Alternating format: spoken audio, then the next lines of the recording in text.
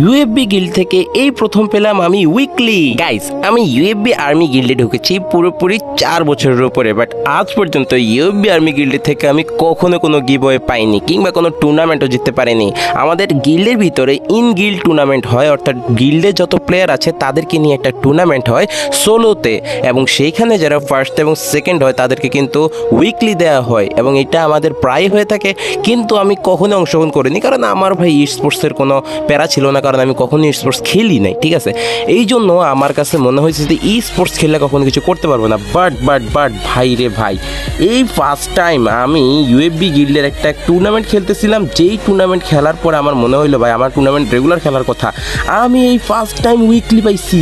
তো এইখানে কি হয়, আমরা যখন প্রথমে ট্যুরের ভিতরে নেমে যাই, আমি সর্বপ্রথম নেমেই একটা লুট করে তারপরে আমরা কিন্তু রিভাইভাল পয়েন্টটা কমপ্লিট করে ফেলি, যাতে করে আমাদের কোনো সমস্যা না হয়। তারপর আমরা সেখান থেকে আস্তে আস্তে করে জোন ধরে আগাচ্ছিলাম, কোনো প্রকারের ফাইট করছিলাম না, কারণ আমাদেরকে ফার্স্ট অথবা সেকেন্ড হতেই হবে। ফার্স্ট এবং সেকেন্ড যে হবে তাকেই দিবে উইকলি।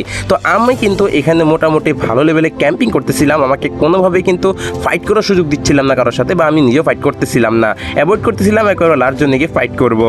তারপর যখন আর মাত্র 19টা এনিমি অ্যালাইভ ছিল, তখন আমরা ফাইটে চলে যাই, কারণ এখন আমাদের ফাইটে গেলে আমরা কিন্তু কিল পাবো, এবং কিল পেয়ে আমরা আরামসে এনিমিদের ওয়াইপ আউট করার পরে কেউ হিল হতে পারবে না। তবে আমরা কিন্তু একবার মরে গেলে হিল হতে পারবো, কারণ আমরা কিন্তু একটা রিভাইভাল পয়েন্ট কমপ্লিট করেছিলাম। আমাদের মতো যারা রিভাইভাল পয়েন্ট কমপ্লিট করেছে তারা কিন্তু হিল হতে পারবে। তো এখানে দেখতে পাচ্ছিলাম আমি ডান সাইড দিয়ে একটা এনিমি আসতেছিল, মানে নামতেছিল, তাকে আমি ফিনিশ করে দিলাম। ফিনিশ করার পরে কিন্তু আমি ওয়াল মেরে নিজেকে কভারে নিলাম। তারপর একটু মেডিকেটটা কমপ্লিট করার সময় দেখলাম আরেকটা এনিমি ওখানে বসে আছে। আমি দ্রুত করে ঘরের ভিতরে ঢুকে গেলাম এবং এনিমিটার জন্য ওয়েট করতে লাগলাম। আগে আমি মেডিকেটটা সেরে নিলাম। তারপর উপরের প্লেয়ারটা কিন্তু আমাদের দিকে রাশ করতে আসে না, এখানে বসে কি করতেছিল বুঝতেছিলাম না। জোন কিন্তু ছোট হচ্ছিল এবং আশেপাশে এনিমিও বাড়তেছিল।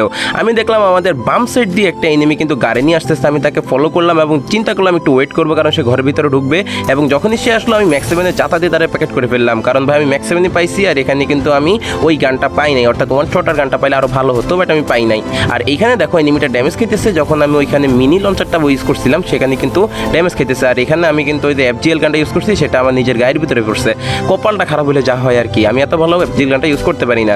তো তারপর দেখলাম যে এনিমিটা কোনোভাবে আমাদের দিকে রাশ করতেছে, আমি কিন্তু কোনোভাবে তাকে সুযোগ দিচ্ছিলাম না, কারণ আমি চাচ্ছিলাম না সে আমার কাছে চলে আসে এবং আমি মারা খেয়ে যাই, কারণ আমাকে কিন্তু বুইয়া করতে হবে, এবং এখান থেকে বুইয়া না করতে পারলে আমি কিন্তু কোনোভাবে উইকলি পাওয়ার সম্ভাবনা হারিয়ে ফেলবো, অন্ততপক্ষে সেকেন্ড হতে হবে, তারপর আমরা উইকলি শিওর হয়ে যাবো। তো এখানে আমি নেট করতে লাগলাম, কিন্তু নেটে কোনো কাজ হলো না, একটু ড্যামেজ খেলো এবং আমি ড্যামেজ দেওয়ার চেষ্টা করলাম।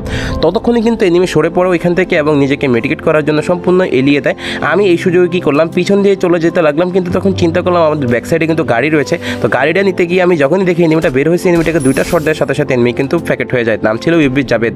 তো আমি কিন্তু ইউবি জাভেদ ভাইকে প্যাকেট করে ফেলি, এবং এখন পর্যন্ত আমাদের প্যাকেট করার জন্য অনেকগুলো এনিমি বেঁচে আছে, অলমোস্ট 6টা এনিমি বেঁচে আছে, এবং আমাদের আরও 4টা এনিমি যখন ফিনিশ হয়ে যাবে তখন কিন্তু আমরা মোটামুটি শিওর হতে পারবো যে আমরা উইকলিটা পেয়ে যাবো, অর্থাৎ টুর্নামেন্টের উইনার হয়ে যাবে। সেকেন্ড হোক বা ফার্স্ট হোক কোনো সমস্যা নাই, ফার্স্ট এবং সেকেন্ড দুজনে উইকলি পেয়ে যাবে। তারপরে এখানে আমরা চলে যাচ্ছিলাম ঘরের ভিতরে রাশ করার জন্য, কিন্তু ভাই ঘরের উপরে দেখি কি এনিমি বসে আছে এবং অন্য সাইডে এনিমি আছে। আমি নিজেকে কভার করে নিলাম এবং এখানে স্পোর্টস প্লেয়ারদের মতো একটা বুদ্ধি খাটিয়ে হোল্ড করলাম। গাইজ, আপনি হলে এখানে কি করতেন আমাদের কমেন্ট সেকশনে জানিয়ে যাবেন, এবং অবশ্যই আমাদের ফেসবুক পেজটা ফলো করে দিবেন। আর যারা এতক্ষণ পর্যন্ত আমাদের ভিডিওটা দেখতেছেন তারা অবশ্যই কমেন্ট বক্সে লিখে জানাবেন শেষ অবধি দেখেছি, তাহলে আমি বুঝতে পারবো কারা কারা আমাদের রেগুলার ভিউয়ার আছেন। আমি অবশ্যই তাদের সাথে অ্যাড হয়ে যাব, ইউআইডি সহ কমেন্ট করতে হবে।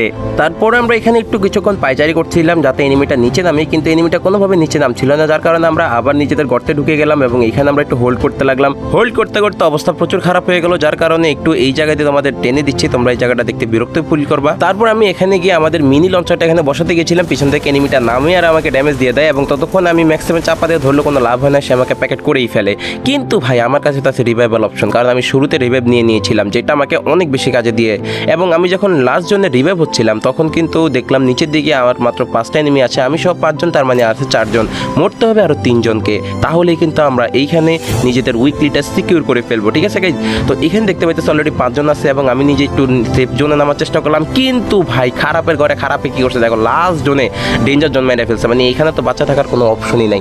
তারপর আমি একটু সুযোগ করে বের হয়ে গেলাম, কারণ ভাই এখানে থাকলেও মরবো, না থাকলেও মরবো, জোন আছে, জোন আসতেছে, জোনে মরবো, নয়তো ডেঞ্জার জোনে মরবো। ডেঞ্জার জোন অলরেডি অর্ধেক হেলথ খেয়ে ফেলছে, তার ভিতরে নিচের থেকে এনিমি ড্যামেজ দিতেছে, মানে মোটামুটি একটা বাঁশ খাওয়ার মতো অবস্থায় যখন ড্যামেজ খাইতেছি। তারপরেও কিন্তু দেখলাম সামনের দিকে আরও একটা এনিমি নেমে নেমে গেছে, অর্থাৎ আর মাত্র 4টে এনিমি আছে আমি সহ। তার কারণে আমাদের এখানে আরও 2টি এনিমি ওয়াইপ আউট করতে হবে, তারপরেই কিন্তু আমরা পেয়ে যাবো আমাদের উইকলি। এখন দেখতে পেলাম আর মাত্র একটা এনিমি ওয়াইপ আউট করলে আমরা হয়ে যাবো, এবং সামনে কিন্তু একটা এনিমি চলে আসছে অলরেডি। আমরা তাকে মারার জন্য প্রচুর পরিমাণ ট্রাই করতেছি, কিন্তু ভাই এটা কে আমি বুঝতেছি না, কি পরিমাণ ঘুরে নিয়ে দিতেছে আমারে। আমিও ভাই নাছর বান্ধা, আমি তাকে ছাড়তে পারবো না, তাকে আমি মেরে তারপরে আমার উইকলিটা সিকিউর করে ফেলবো। এখানে দেখতে পাইতেছি সামনের দিকে একটা এনিমি এবং পিছনের দিকে একটা এনিমি, অর্থাৎ আমাদের দুদিক থেকে কিন্তু অ্যাটাক খাওয়ার সম্ভাবনা রয়েছে। তবু আমি নিজেকে একটু হোল্ড করলাম যাতে এনিমিটা সামনের দিকে চলে আসে, এবং এনিমিটাকে একটা শট করে আমরা তাকে প্যাকেট করে ফেলি। এদিকে কিন্তু একটা স্নাইপারের শট খেয়ে যায়, যার কারণে আমাদের জিতার চান্স একটু বেড়ে যায়। কিন্তু ভাই ও তো ভাই সেই লেভেলে মুভমেন্ট দেখানোর চেষ্টা করে, কিন্তু আমি এখানে হোল্ড করে যাতে সে আবার ঘরের ভিতরে ঢুকে পড়ে, এবং হেডশট খেয়ে আমি আমাদের উইকলিটা কিন্তু সিকিউর করে এখান থেকে উইকলি উইন হয়ে যায়। আর মাত্র 2জন এনিমি বাকি আছে, মানে আমি একজন এবং আমার টিমমেট যে আছে আরও একজন বাকি আছে আর কি, অর্থাৎ আমি এবং এনিমি আরেকটা বাকি আছে। এই 2জন মিলে আমরা কিন্তু উইকলি উইনার হয়ে গেলাম। আর এখন আমাদের চিন্তার বিষয় হচ্ছে আমরা লাস্ট এনিমিটাকে কি বুইয়ে নিয়ে নিব নাকি, আমরা চেষ্টা করব সেটার জন্য। কিন্তু ভাই একটা টুইস্ট হয়ে যায়, তোমরা শেষের দিকে বুঝতে পারবা। আমি কিন্তু হেরে যাই, আমি তোমাদের কমেন্ট সেকশনে জানানোটা দরকার নেই, আমি কিন্তু এখান থেকে হেরে যাই। যারা যারা চাচ্ছ এখান থেকে ভিডিও স্কিপ করে দিতে চাই স্কিপ করতে পারো, তবে ভাই দেখলে কিন্তু অনেক কিছু শিখতে পারবা যে এই জায়গায় আমার কি ভুলটার কারণে আমি হেরে যাই। তারপরে এখানে দেখতে পাইতেছো অলরেডি কিন্তু আর একটা এনিমি বেঁচে আছে, এবং আমি কিন্তু নিজেকে মেডিকেট করতেছিলাম, দুঃখিত রিপেয়ার কিট মারতেছিলাম, এবং আমি চাচ্ছিলাম যে এখান থেকে একটু ভালো লুট নিয়ে নিই, কারণ এটা আমার লুট বক্স ছিল, এবং এখান থেকে আমি লুটটা কমপ্লিট করে নিলাম।